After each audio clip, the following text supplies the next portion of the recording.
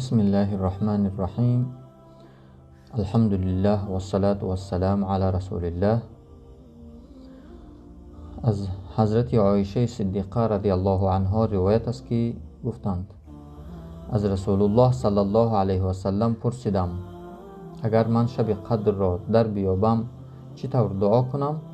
رسول الله صلی الله علیه و سلم فرمودند بگو اللهم انک عفو تحب العفو فاعف عنی. ای بار الها، بی شک و شبهه تو بخشنده هستی، از بندگانت بخشیدن را دوست می‌داری، پس گناه‌های من را ببخش.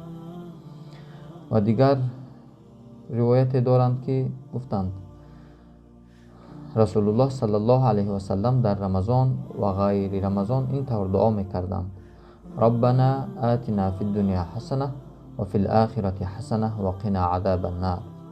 یعنی ای پروردگار ما، برای ما در دنیا نیکی عطا کن و در آخرت نیز نیکی عطا کن و ما را از عذاب دوزخ نجات ده. و مسلمان میتواند که در این شب‌های مبارک در حق خودش و در حق پدر و مادر، فرزندان و دوستان، خصوصا در این زمان وبا، این کرونا، در حق تمام مسلمانان دعا بکند که ای بار الها، با برکت این ماه این وبا را از روی زمین، خصوصا از بالای مسلمانان و مسلمانان خصوصا داخل جمهوری ما برداشته گردان و تمام مسلمانان را چی در داخل و چی در خارج از شر این وبا نگه بدار.